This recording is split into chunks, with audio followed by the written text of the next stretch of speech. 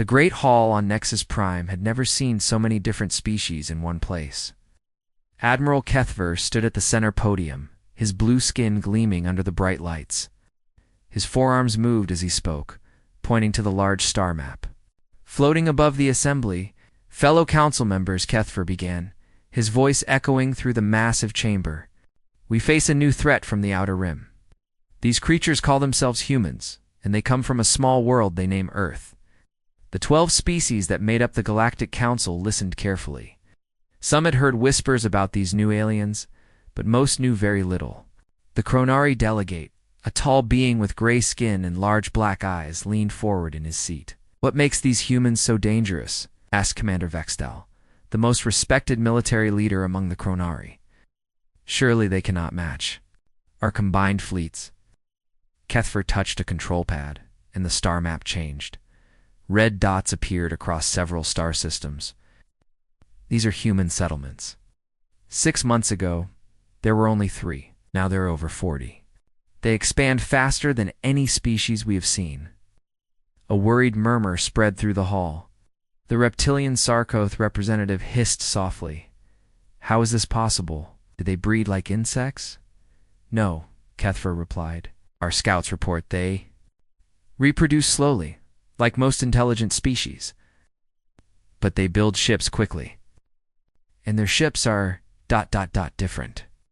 The star map zoomed in on one system. A recording began to play, showing grainy images of human vessels. The ships looked strange compared to the smooth, curved designs favored by most galactic civilizations. These human ships had hard angles and looked more like weapons than transport vessels. "They do not follow proper first contact procedures," Kethver continued. "When our patrol ships approach their vessels, the humans do not surrender or request permission to enter our space.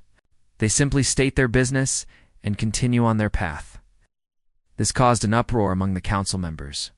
For thousands of years, new species had always shown proper respect when meeting the established galactic powers. They would ask for permission, offer tribute, and accept guidance from their betters. "This is unacceptable," declared the insectoid, Zephyrian Prime Minister. Her compound eyes reflected the light as she spoke. No primitive species should show such disrespect to the Council. Vextel stood up, his imposing figure commanding attention. "What do we know about their military capabilities?" Kethver hesitated. "For a moment, our information is limited. They seem to use projectile weapons instead of energy beams. Their ships appear heavily armored. But they are still just one young species against the combined might of the galaxy." The council members looked at each other. Some seemed worried, others appeared angry at human arrogance. The ethereal delegate, a being of pure energy contained in a mechanical suit, spoke in a voice like wind chimes. "Perhaps we should attempt diplomatic contact first." "Diplomacy requires 2 willing parties," Vextel responded firmly. "These humans have shown no interest in following galactic law. They take what they want and ignore our territorial claims." Kethver nodded in agreement. 3 of our mining colonies have reported human ships scanning their operations. When challenged, the humans claimed the systems were unclaimed territory. They refused to acknowledge our ancient rights to those regions. The debate continued for hours. Some delegates wanted to try peaceful contact, but most agreed that the humans needed to learn their place in the galactic order. Finally, a vote was called. The result was unanimous. The Galactic Council would send a combined fleet to intercept the human expansion and force them to accept proper terms of surrender. Vextel was chosen to command the operation. He had successfully brought 17 different species into the galactic community over his long career. Most had surrendered immediately when faced with overwhelming force. Those few who resisted had been quickly defeated. "Oh, I will assemble a fleet of 800 ships," Vexel announced. "Representatives from each of our 12 species will participate. Humans will see the true power of our united civilizations." The plan was simple and had worked countless times before. The massive fleet would intercept human ships near the contested Kepler system. They would demonstrate their overwhelming numbers and advanced technology. The humans would realize resistance was hopeless and agree to accept galactic authority. Meanwhile, Far from Nexus Prime, Captain Jake Morrison stood on the bridge of the USS Liberty. The ship was humanity's newest and most advanced vessel, though he did not know it would soon face the largest military force in galactic history. Jake was a career military officer who had worked his way up through the ranks. He had short brown hair, steady blue eyes, and the calm demeanor that came from years of command experience. His crew respected him because he always put their safety first while completing every mission successfully. The captain called out communications officer Amy Johnson from her station. We're receiving routine updates from Earth Command. All colonies report normal status. Amy was young but highly skilled. She had joined the space service straight from technical college and quickly proved herself capable of handling the most complex communication systems. Her red hair was always pulled back in a regulation ponytail, and her green eyes missed nothing on her displays. "Thank you, Amy," Jake replied. He turned to his tactical officer. "Ben, what's our current position?" Ben Rodriguez studied his screens carefully before answering. "We're 3 days out from the Kepler system, sir. All sensors show normal space traffic for this region." Ben was a former fighter pilot who had transferred to capital ship duty after an injury grounded him from single-seat combat. He understood weapons and tactics better than anyone else on the ship. His quick thinking had saved the Liberty from several dangerous situations during their patrol missions. Chief Engineer Lisa Parker looked up from her engineering console. "Captain, all systems are running perfectly. The new quantum drives are performing better than expected," Lisa had designed many of the Liberty's advanced systems herself. She was brilliant with technology and could fix almost anything. Her short blonde hair and small frame were deceiving because she was probably the strongest person on the ship. When it came to problem-solving under pressure, the Liberty continued its patrol through space, unaware that the largest military force in galactic history was moving to intercept them. The crew went about their normal duties, checking systems and monitoring their assigned sector. None of them knew that in just a few days, they would make history. The massive galactic fleet dropped out of hyperspace at the edge of the Kepler system. 847 ships of 12 different designs, spread across space in a formation that had intimidated countless civilizations. The fleet was so large that it took 30 minutes for all vessels to complete their arrival. Commander Bextel stood on the bridge of his flagship, the Eternal Dominion. The ship was 3 kilometers long and bristled with weapons that could destroy entire cities. Around him, his officers worked at their stations, coordinating with ships from 11 other species. "A status report," Vextel commanded. His tactical officer, a young Kronari named Zektar, checked his displays. "All ships have arrived and are forming battle positions.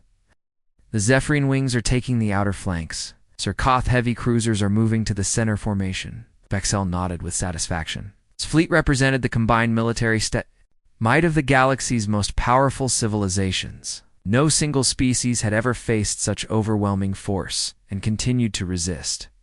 "Have we detected the human ships?" he asked. "Yes, sir. Long-range sensors show one vessel approximately 4 light hours away.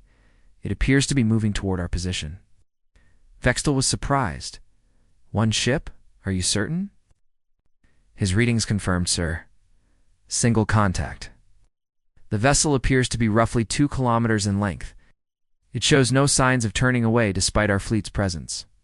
This was unexpected. Intelligence reports had suggested the humans traveled in groups of 3 to 5 ships. Perhaps this was just a scout vessel, and the main human fleet was hiding nearby. "Begin active sensor sweeps of the entire system," Vexthal ordered. "I want to know if there are any hidden ships." While his crew worked, Vexel studied the tactical display. The human ship continued moving directly toward his fleet at steady speed. Either the humans were incredibly brave or completely insane. "Sir," reported the communications officer, "we should broadcast the surrender demand now. Standard protocol requires we give them a chance to submit before opening fire." Vexel agreed. This was how things had always been done. The overwhelming sight of the galactic fleet would make any reasonable species understand the hopelessness of resistance. "Open a transmission on all frequencies. Use the standard first contact protocol." The message went out across space, transmitted in over 300 languages. The basic meaning was simple. You are surrounded by the combined fleets of the Galactic Council. Power down your weapons and prepare to surrender. Any resistance will result in the complete destruction of your vessel. Light hours away, the USS Liberty continued its steady approach toward the Kepler system. The ship was beautiful in its own way, with clean lines and a design that looked both elegant and dangerous. Unlike the ornate vessels of the Galactic Fleet, the Liberty had been built for function over appearance. On the bridge, Communications Officer Amy Johnson suddenly looked up from her station. "Captain, I'm receiving a transmission. It's very strong and broadcasting on multiple frequencies." Captain Jake Morrison turned from the navigation display where he had been talking with Chris Miller, his navigation officer. Chris was a tall man with black hair who had served on 5 different ships before joining the Liberty. He had a talent for finding the safest routes through dangerous space. What's the message, Amy? Amy listened carefully, her equipment automatically translating the alien languages. "Sir, it appears to be a surrender demand. They're ordering us to power down our weapons and prepare to be boarded." Jake frowned. This was unexpected. Who is sending this message? "The signal is coming from the Kepler system, sir. But the power output is enormous. This isn't coming from a single ship." Jake called for his senior staff to join him in the briefing room just off the bridge. Within minutes, his key officers had assembled around the conference table. Besides Amy and Chris, the group included Chief Engineer Lisa Parker, Tactical Officer Ben Rodriguez, and Security Chief Kate Williams. Kate was a former Marine who had transferred to the Space Service 3 years ago. She was responsible for the Liberty's security teams and had extensive training in boarding actions and ground combat. Her short brown hair and serious expression made it clear she was not someone to underestimate. "What do we know about this transmission?" Jake asked. Amy consulted her datapad. "The signal is incredibly powerful, sir. Based on the transmission strength, I estimate at least several hundred ships are in the Kepler system." Ben looked up from his tactical analysis. "Captain, our long-range sensors are starting to pick up energy signatures ahead. The readings are unusual." "Unusual how?" "Power outputs are very high, but the technology appears to be outdated by our standards. The engine signatures look like fusion drives from 50 years ago." Lisa nodded in agreement. "I'm seeing the same thing in the engineering data. Their power generation systems seem inefficient compared to our quantum reactors." Jake studied the information carefully. "How many ships are we talking about?" Ben checked his sensors again. "The contacts are still at maximum range, but initial count suggests over 800 vessels, sir." A silence fell over the room. 800 ships was an enormous fleet by any standard. Even if their technology was older, sheer numbers could be overwhelming. Kate spoke up. "Captain, what are our orders regarding first contact situations?" Jake knew the regulations by heart. "We're supposed to attempt peaceful communication while maintaining defensive readiness. But we're not required to surrender to threats." Chris looked at the navigation charts. "Sir, we could alter course and avoid the system entirely. There's nothing in our mission orders that requires us to enter Kepler space." "That's true," Jake replied. "But running away sends the wrong message. If these aliens think humans will back down from threats, they might become more aggressive toward our colonies." Amy checked her communication systems. "Captain, they're still broadcasting the surrender demand. Should I respond?" Jake made his decision. "Yes. Open a channel and broadcast on the same frequencies they're using." Amy worked at her controls. "Channel open, sir." Jake stood up and spoke clearly. "This is Captain Jake Morrison of the United Earth Defense Force vessel Liberty. You've entered space claimed by humanity. State your intentions and identify yourselves or withdraw from this system immediately." Amy closed the channel and looked at her captain. "Message sent, sir." "Now we wait and see how they respond," Jake said. "All departments return to your stations and prepare for possible combat. I want all systems ready in case this goes badly." The senior officers left the briefing room and returned to their posts. The Liberty continued toward the Kepler system, carrying 2,400 crew members toward what would become the most important battle in human history. Behind them, Empty space stretched back toward Earth in the growing human colonies. Ahead lay the largest fleet ever assembled by galactic civilization. Neither side fully understood what was about to happen. Commander Vextel stared at his communication display in disbelief. The human captain had not only refused to surrender, but had actually demanded that the galactic fleet withdraw from the system. In his long military career, he had never encountered such arrogance from a single ship facing overwhelming odds. "Sir," his communications officer reported, "the human vessel is still approaching our position. They show no signs of slowing down or changing course." Vexel turned to his tactical display. The lone human ship was now clearly visible on sensors.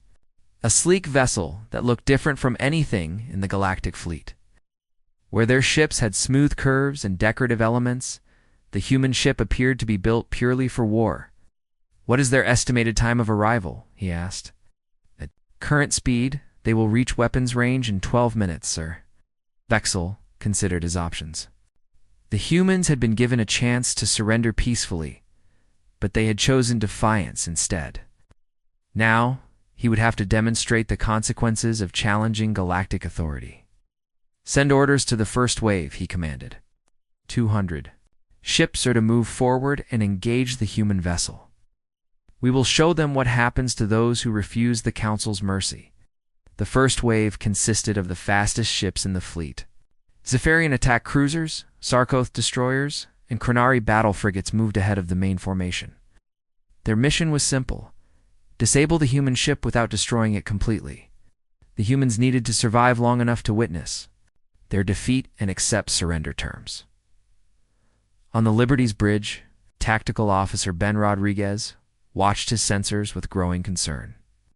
"Captain, 200 enemy ships are breaking formation and moving toward us. They'll be in weapons range in 8 minutes.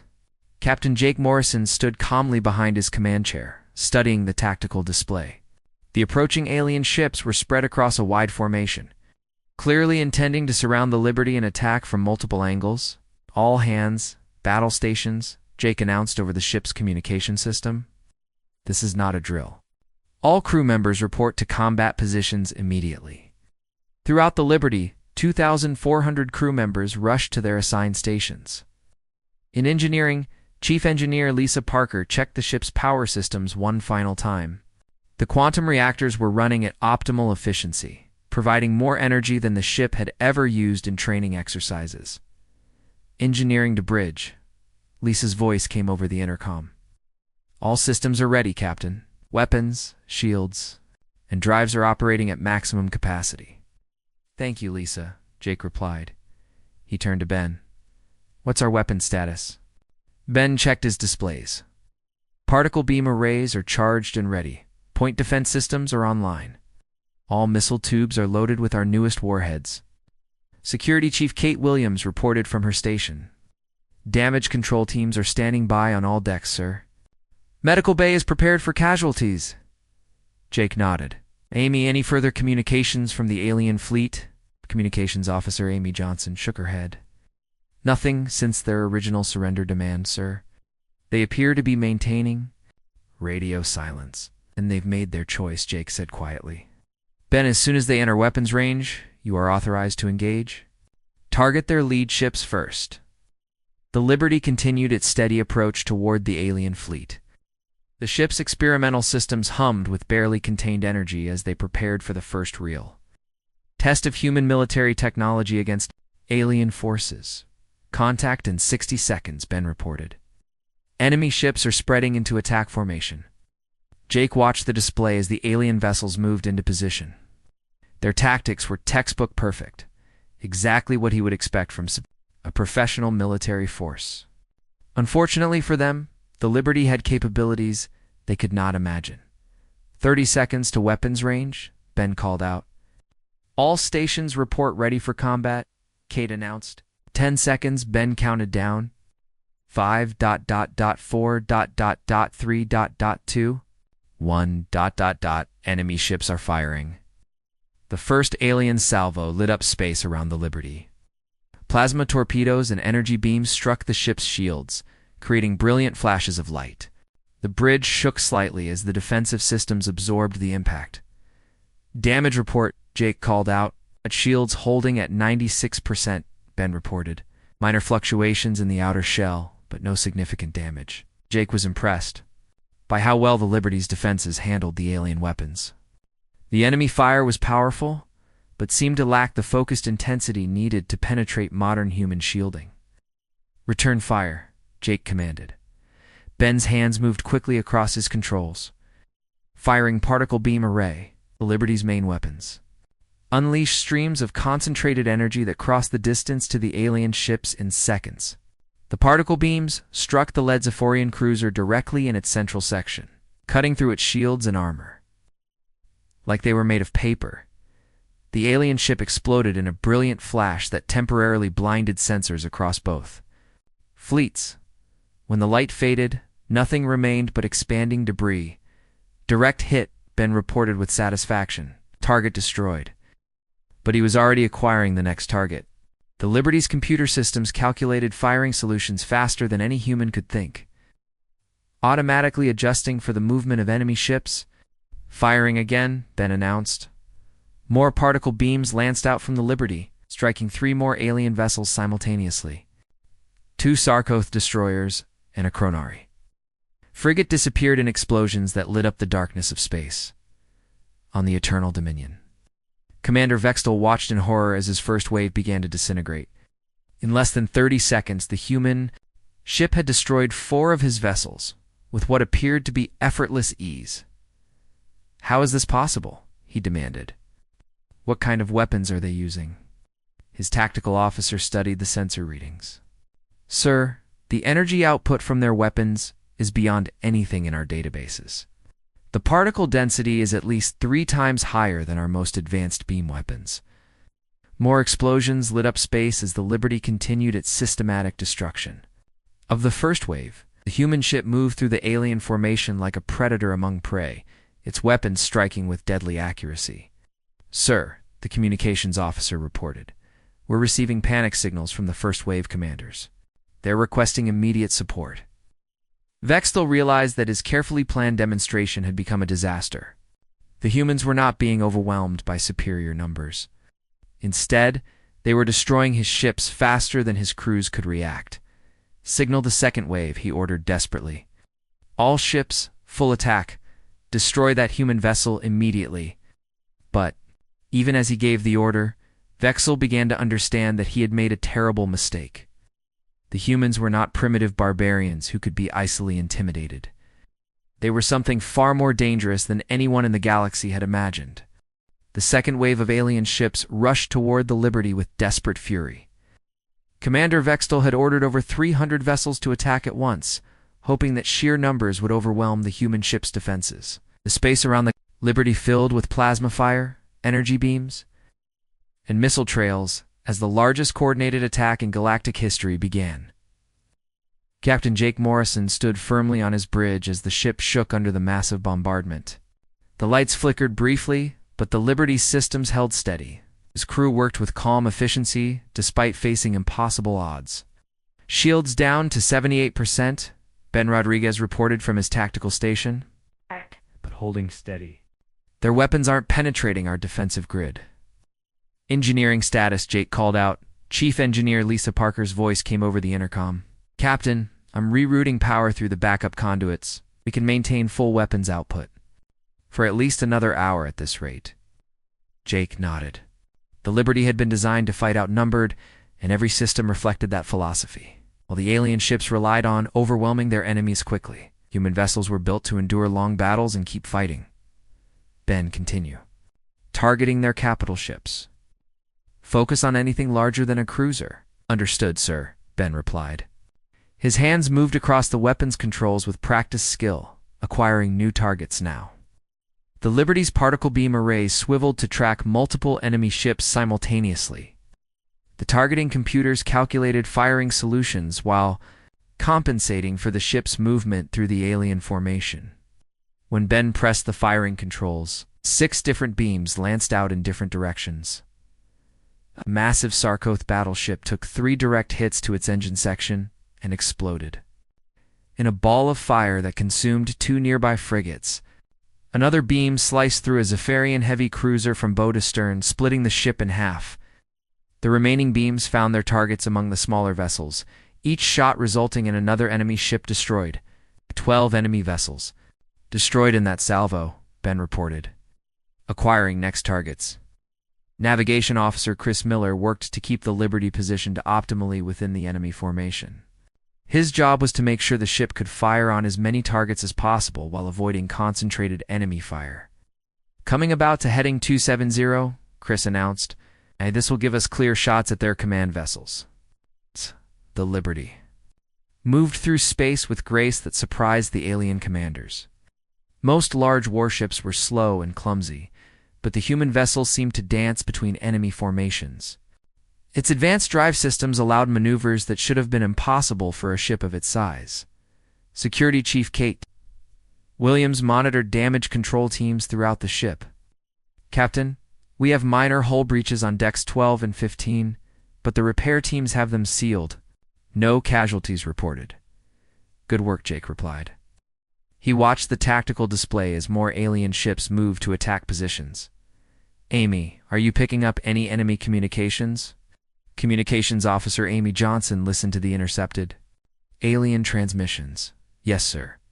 Their coordination is breaking down.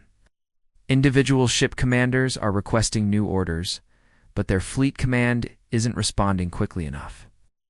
This was exactly what Jake had hoped to see. The alien fleet was used to fighting weaker opponents who would surrender or flee quickly. They had no experience with a prolonged battle against an enemy that could match their firepower. Ben, target their command ship, Jake ordered. The large vessel in the center of their formation. Ben studied his displays. I see it, sir. It's a big one. 3 kilometers long and heavily armed. Hit it with everything we have.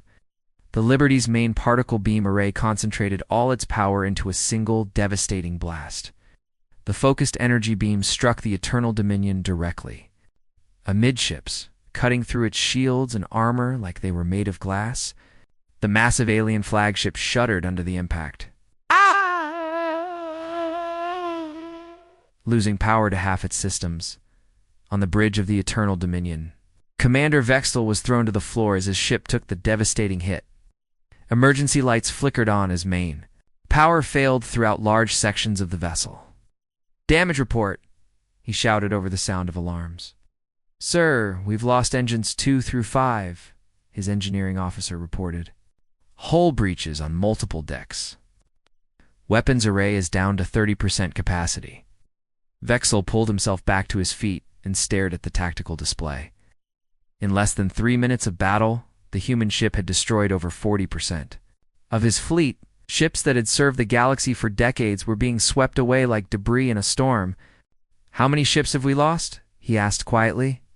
Current count shows 216 vessels destroyed or disabled, sir. The human ship shows no signs of damage. Vexel felt his world collapsing around him. This was supposed to be a simple demonstration of galactic power. Instead, it had become the worst military disaster in recorded history. Back on the Liberty, the crew continued their methodical destruction of the alien fleet.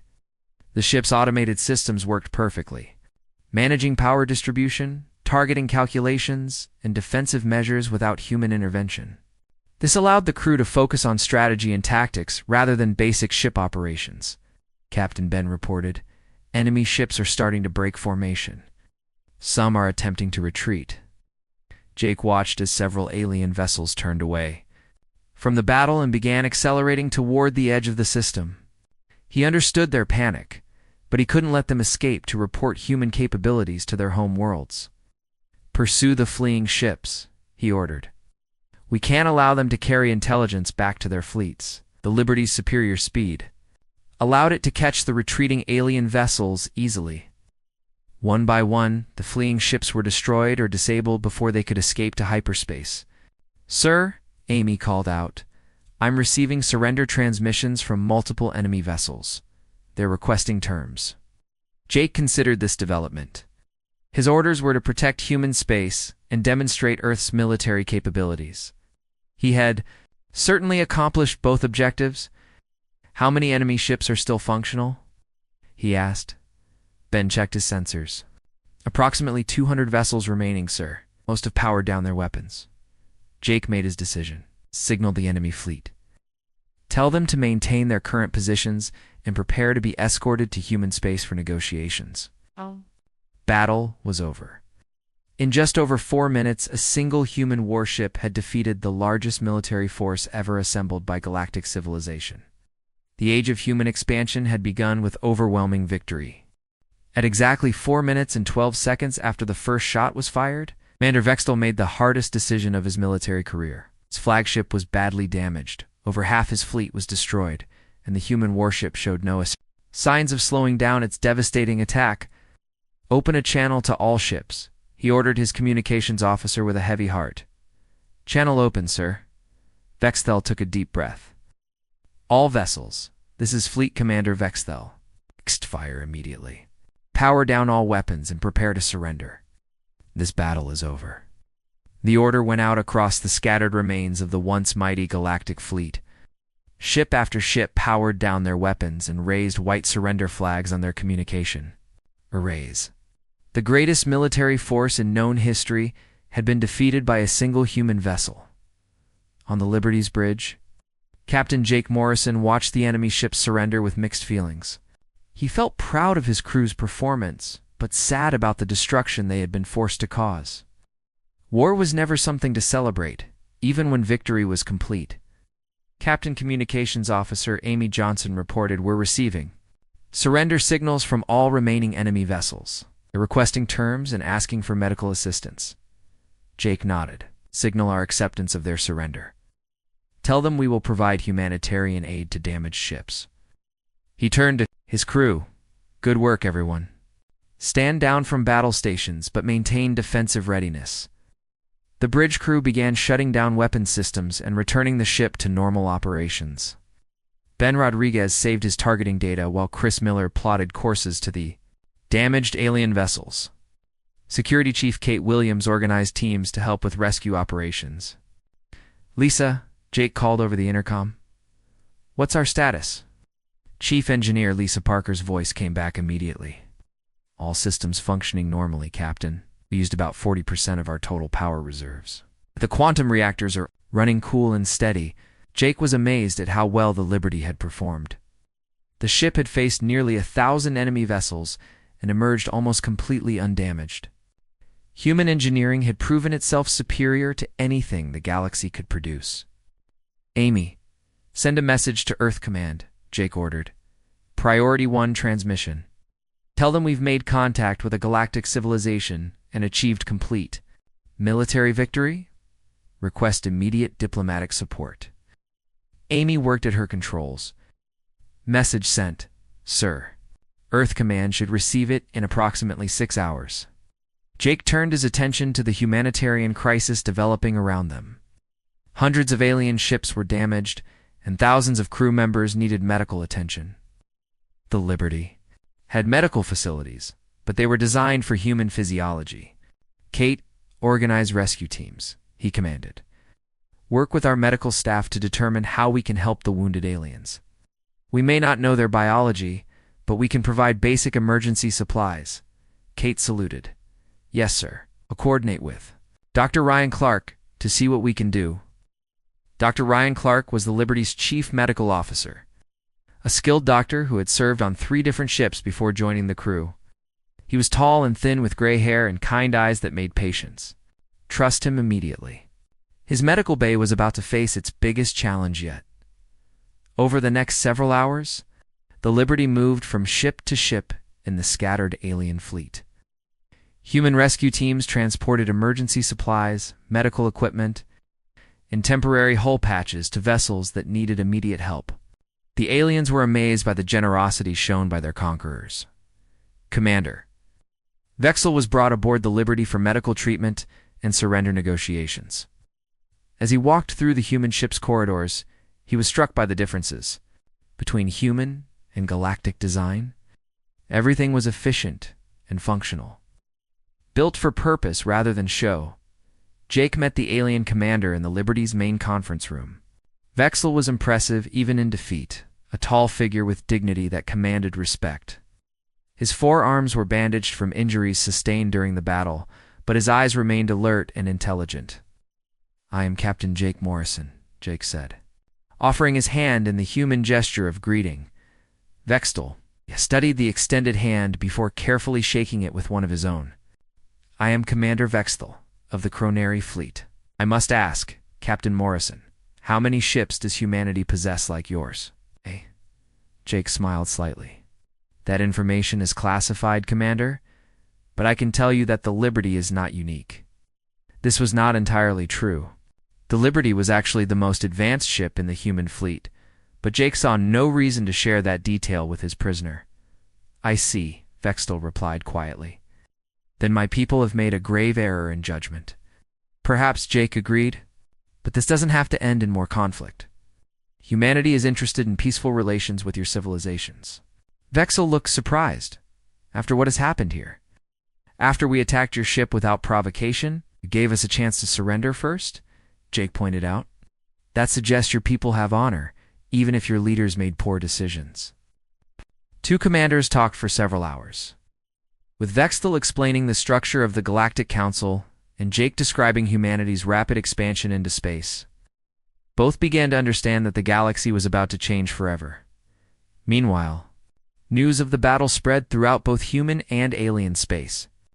On Earth, government leaders were amazed by reports of the Liberty's victory.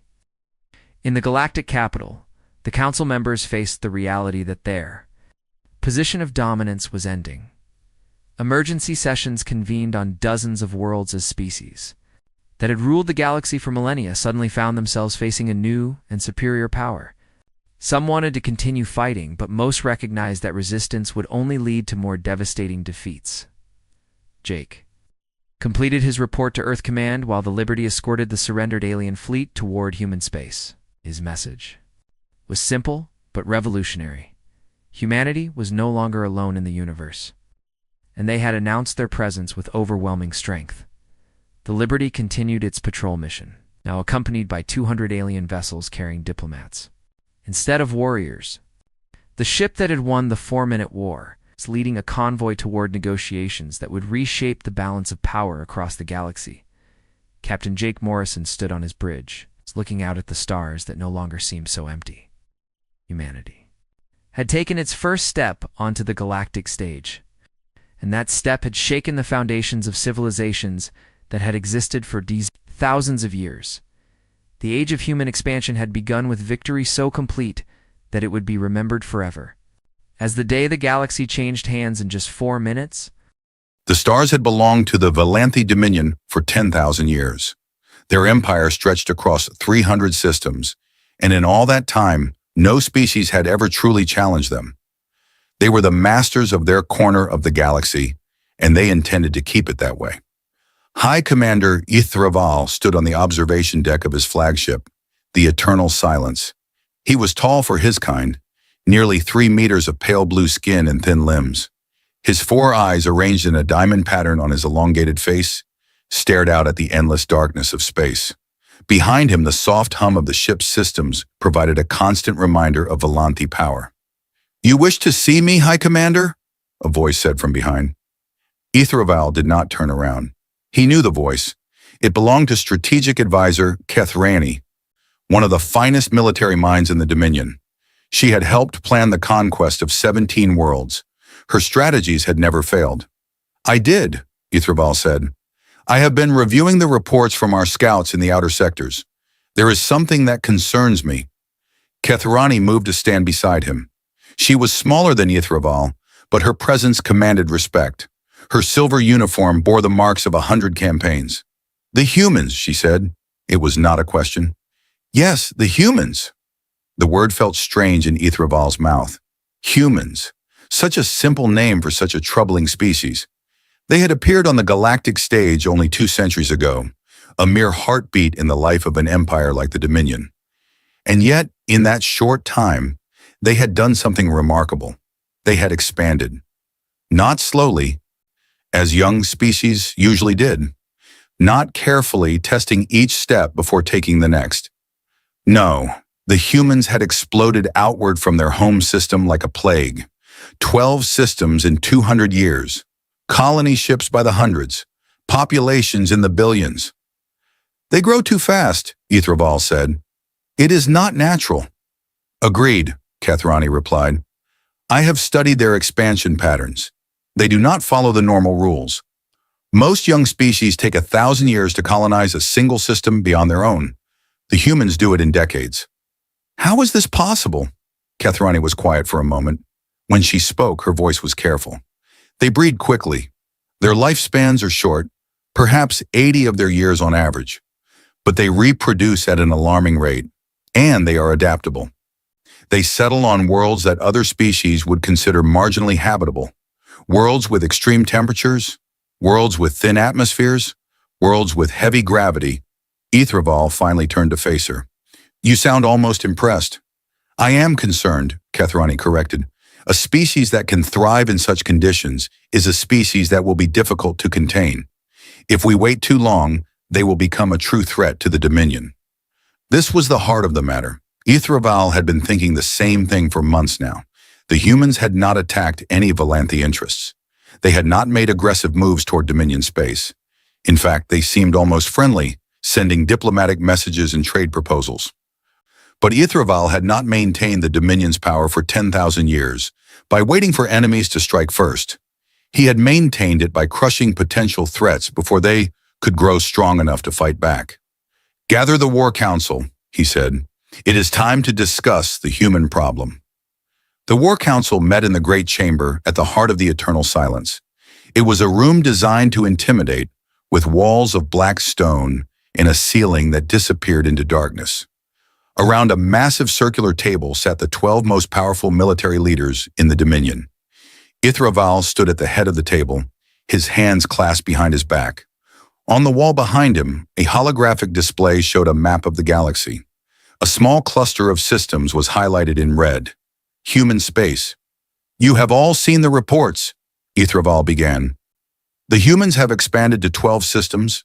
Our projections suggest they will reach 20 within the next 50 years. Within a century, they could control enough territory to challenge our border worlds. They have made no hostile moves, said Admiral Vornthax, the oldest member of the council. His voice was rough with age. Perhaps they wish only for peace. Perhaps, Ithraval acknowledged. But can we afford to assume that? Look at their history. Our intelligence gatherers have studied their world, their records. They are a violent species, Admiral. They have spent most of their existence fighting each other. Wars, conflicts, endless bloodshed. It is only in the last few centuries that they have united enough to reach the stars. All the more reason to be cautious, Vornthax said. A species that has learned to overcome its violent nature may be one we can negotiate with, or it may be one that has simply found new targets for its violence, Kathrani interjected. She stood beside Ithraval, her posture rigid. I have analyzed their military capabilities. They are primitive compared to us, but they are improving rapidly. They reverse engineer technology at an alarming rate. Every trade deal we make with them, every piece of equipment they acquire from other species, they take apart and learn from. In 50 years, their weapons may be equal to ours. In 100, they may surpass us. Silence fell over the council. This was the fear that none of them wanted to speak aloud. The Valanthi had ruled for so long because they had always been the most advanced, the most powerful. The idea that a young species could catch up to them, could potentially exceed them, was terrifying. What do you propose? Asked General Shithara, a veteran of countless campaigns. Ithraval activated the holographic display. The map zoomed in on the human systems, then further, until a single blue and green world filled the screen. This is Earth, he said, the human homeworld. Our scouts report that more than 8 billion humans live on this one planet alone. It is the heart of their civilization, the source of their expansion. If we destroy it, or at least cripple it, we cripple the humans. You propose an invasion? Vornthax asked, his tone skeptical. I propose a decisive strike, Ithraval replied. We send a fleet to Earth. We destroy their orbital defenses and their military infrastructure. We land ground forces to secure their major population centers. And we demand unconditional surrender. And if they refuse, then we make an example of them. We show the galaxy what happens to species that threaten the Dominion. The council debated for hours. Some, like Vornthax, argued for caution. Others, like Sithara, were eager for battle. In the end, the vote was not even close. 10 of the 12 council members voted in favor of the invasion. The order was given. 200 warships would be assembled for the strike on Earth. 50,000 ground troops would be prepared for landing operations. The fleet would depart within the month. As the council members filed out of the chamber, Kethrani approached Ithraval. "You seem troubled," she observed. Ithraval stared at the image of Earth still rotating slowly on the display. "I have conquered many worlds," he said. "I have faced many enemies. But something about this one feels different." Different how? He could not explain it. It was just a feeling, a cold whisper in the back of his mind. He dismissed it as foolishness. "It is nothing," he said. "Begin the preparations." In the weeks that followed, the Valanthi war machine roared to life. Ships were loaded with weapons and supplies. Soldiers trained for the coming battle. The mood throughout the fleet was confident, even eager. The humans were primitive, after all. This would be a quick campaign, an easy victory. Intelligence reports flowed in from scouts who had observed the human defenses. They had orbital platforms, yes, but nothing that could stand against a full Valanthi fleet. Their warships were fast but lightly armed. Their ground forces were numerous but poorly equipped compared to Valanthi soldiers. They rely heavily on what they call projectile weapons, one intelligence officer reported. Chemical propellants that launch small metal objects at high speed. Primitive but effective at close range. Their heavier weapons use explosive compounds and guided missiles. Nothing we have not seen before. "What of their homeworld itself?" Kethrani asked. "What conditions should our soldiers expect?" The officer consulted his datapad. Earth is a Class 7 world on the habitability scale. Moderate hazards. The gravity is approximately 30% higher than Valanthi Prime, which will be uncomfortable for our troops but manageable with proper conditioning. The atmosphere is nitrogen-oxygen, breathable with minor filtration. Average temperatures range from cold to warm depending on region. There is significant water coverage, approximately 70% of the surface. Any dangerous wildlife? Some. The planet has a diverse ecosystem, but nothing that should pose a serious threat to armed soldiers. The dominant predators are relatively small compared to what we have encountered on other worlds. Kethrani nodded, satisfied. And the population centers? Where should we focus our landing operations? The humans have concentrated their population in areas they call cities, massive structures housing millions of individuals. We recommend targeting the largest of these for maximum psychological impact. However, there are also strategic locations outside major cities that may be important. Power generation facilities, communication hubs, military bases. "What about this region?" Ithraval asked, pointing to a large green area on the map of Earth. "Our scans show minimal population, but significant energy signatures." "That is what the humans call the Amazon rainforest," the officer explained. "It is a densely vegetated region near their equator. The energy signatures you detected come from hydroelectric facilities and other infrastructure. It could be a useful secondary target." "Then we will land forces there as well," Ithraval decided. "We will strike them from multiple directions at once. They will have no time to organize a defense." The fleet departed on schedule. 200 warships, the pride of the Valanthi Dominion, moving through the darkness of space toward a small blue world called Earth.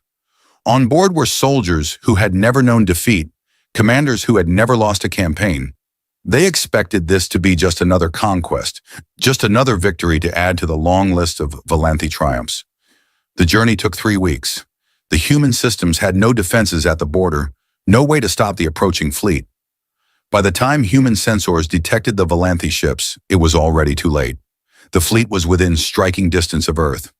"High Commander," a communications officer reported, "we are receiving a transmission from the human homeworld. They are requesting to negotiate." "Ignore it," Ithraval said. "Begin the attack." The orbital bombardment was swift and efficient. The Valanthi had perfected this technique over thousands of years.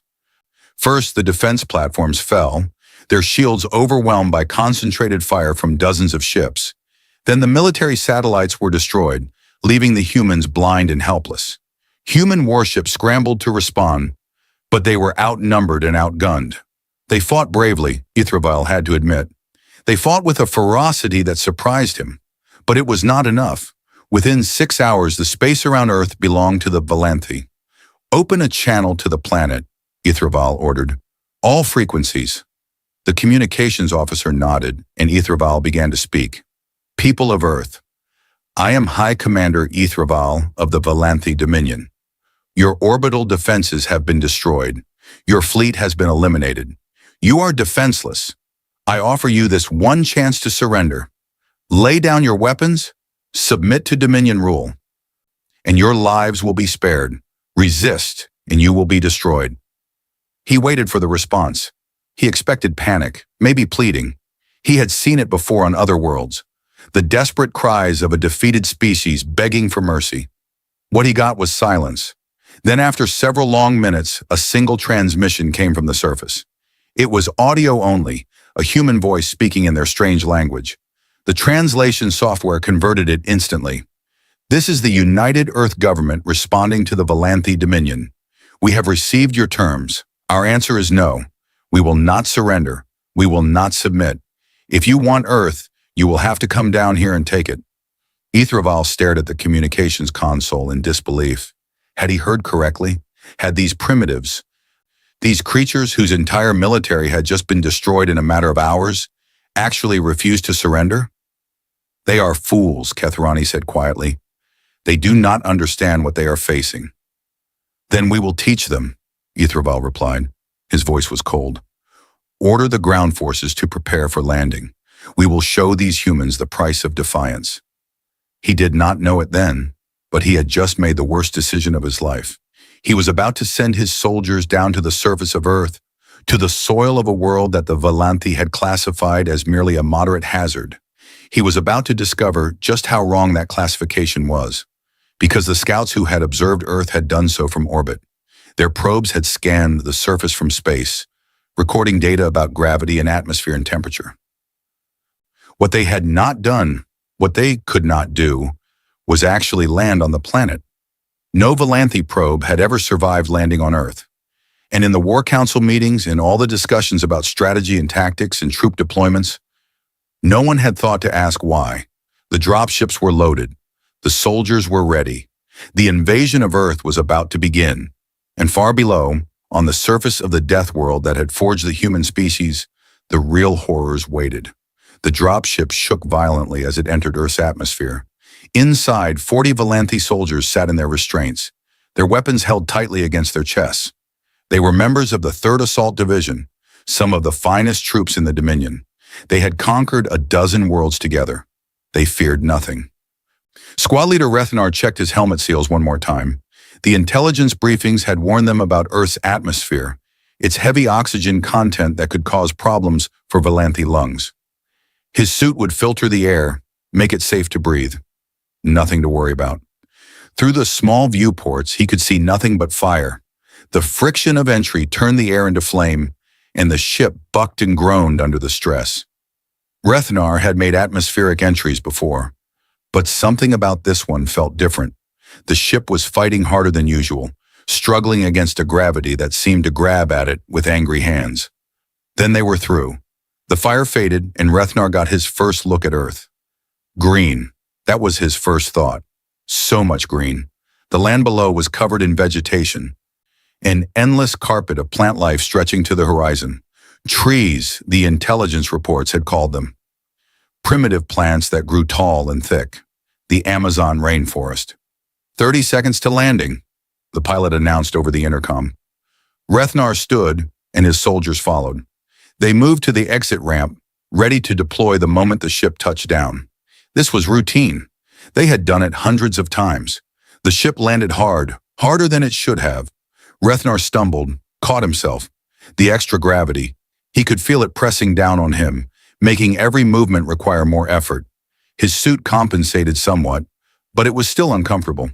The ramp dropped, and hot air rushed in. Even through his helmet filters, Rethanar could feel the heat. It was like stepping into a furnace. The humidity was worse. A wet heaviness that seemed to cling to everything. "Move out," he ordered. "Establish a perimeter." His soldiers obeyed, spreading out into the jungle. The vegetation was thick, much thicker than the orbital scans had suggested. Massive trees rose hundreds of meters into the air, their branches tangled together to form a canopy that blocked out most of the sky. Below, smaller plants filled every available space, creating a wall of green that was almost impossible to see through. "This is not ideal terrain," one of his soldiers commented. "We adapt," Rethnar replied. "We always adapt." But as the minutes passed, he began to wonder if adaptation would be enough. The first problem was the noise. The jungle was loud, impossibly loud. Strange sounds came from every direction, chirps and screams and howls and buzzing. The soldiers looked around nervously, trying to identify the sources, but the vegetation was too thick. They could hear things moving in the undergrowth, but they could not see what was making the sounds. "What is that?" a soldier asked, pointing at something on a nearby tree. Rethnar looked. A creature sat on a branch, watching them. It was small, covered in fur, with a long tail and a flat face. Its eyes were bright and curious. "A primate," Rethnar said, remembering the intelligence briefings. "Related to the humans, according to our scientists. Harmless." The creature opened its mouth and screamed at them, a sound so loud and sudden that several soldiers raised their weapons. Then it was gone, vanishing into the canopy. "Harmless," one of the soldiers muttered. "Right." They pushed forward, following their navigation systems toward the target, a human power facility several kilometers to the east.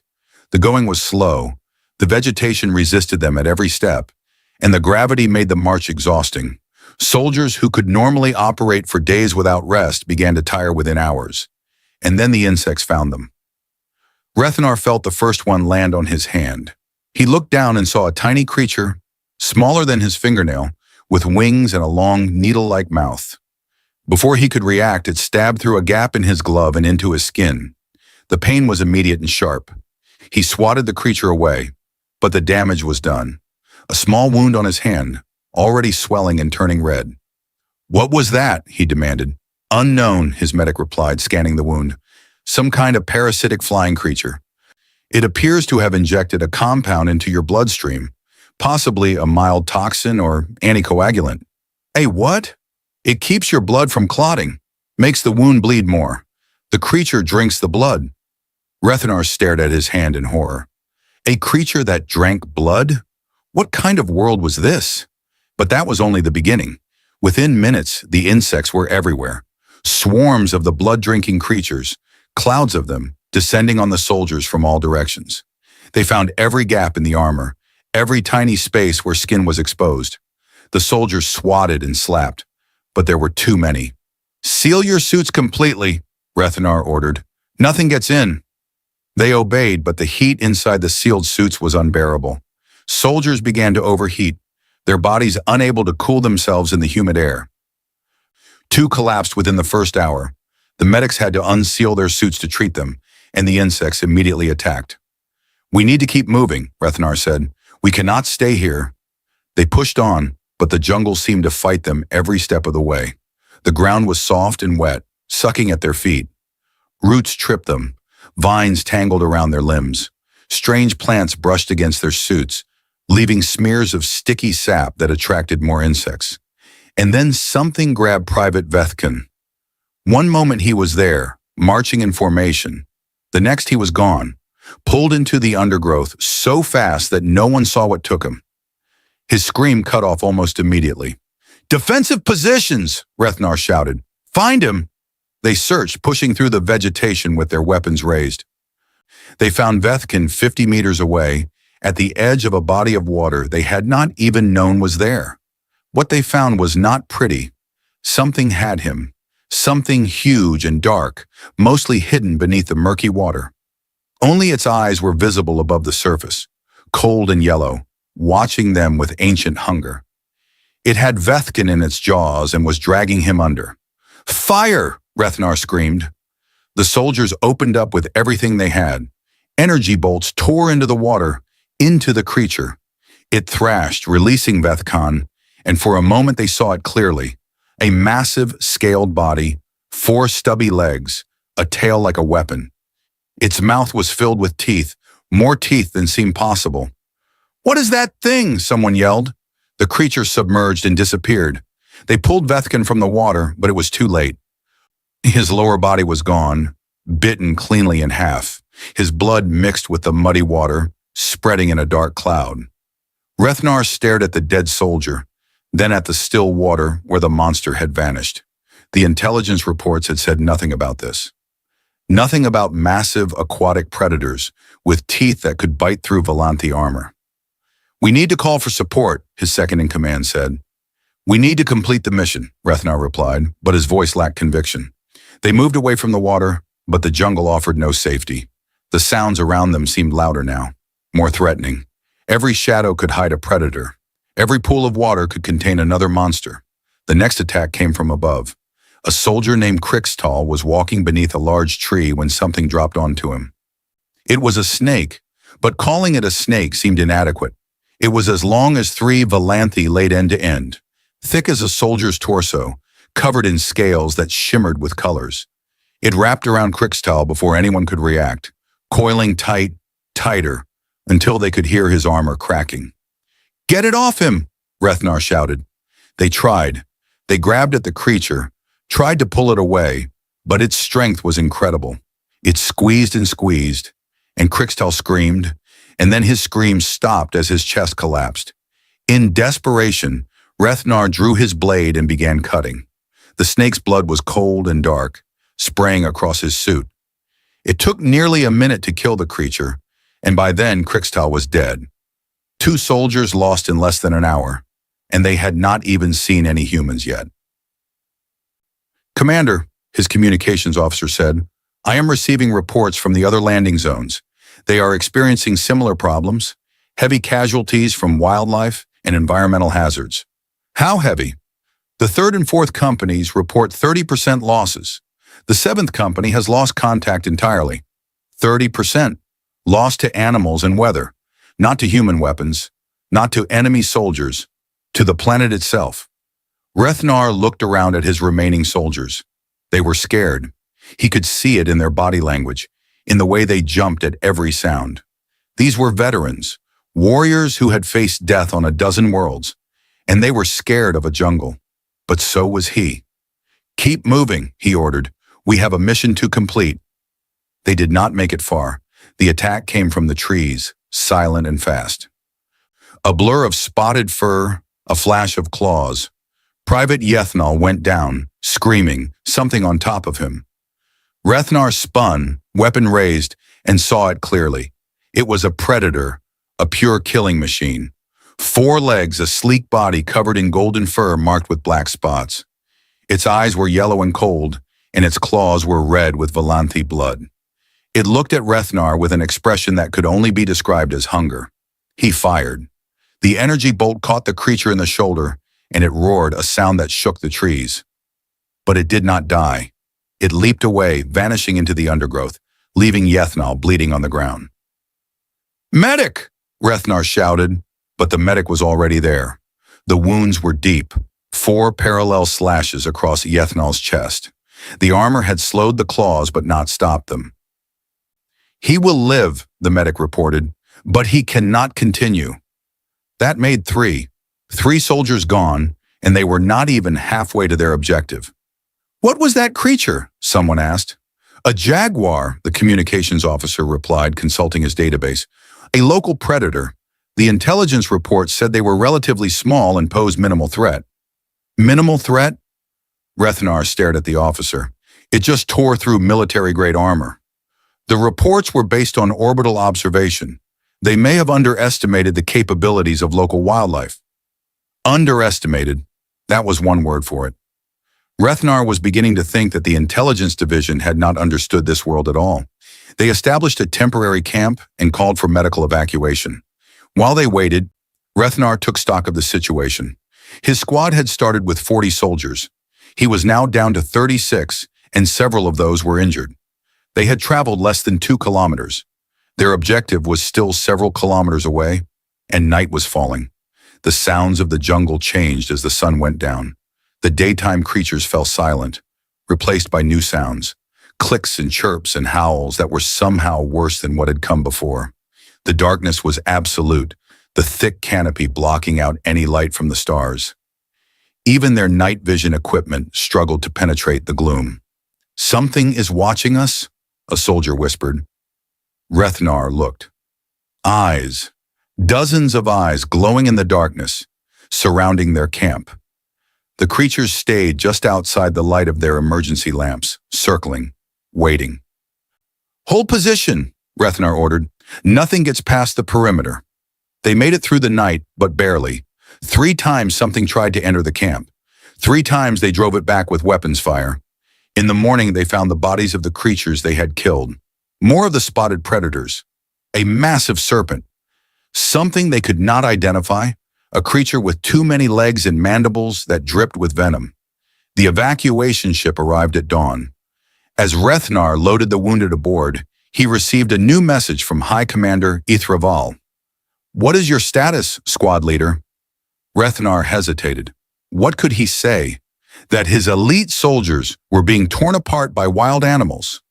That a single predator had done more damage than most enemy armies? That he was afraid, genuinely afraid of a planet? "We are encountering heavier resistance than expected," he said carefully. "The local wildlife is extremely aggressive. I recommend aerial insertion directly to the objective." There was a long pause. Then, "Negative. Ground forces will proceed on foot as planned. The humans must see our strength, see our soldiers marching across their land. Continue your advance." "Understood, High Commander." The channel closed and Rethnar looked at his surviving soldiers. They were exhausted, many of them wounded, all of them scared, and they had to keep walking through this nightmare. "You heard the commander," he said. "We move out." They moved out, and the jungle waited for them, patient and hungry. Over the next 3 days, Rethnar lost 7 more soldiers. One to a swarm of tiny insects that somehow got inside his suit and stung him hundreds of times, injecting so much venom that his heart stopped.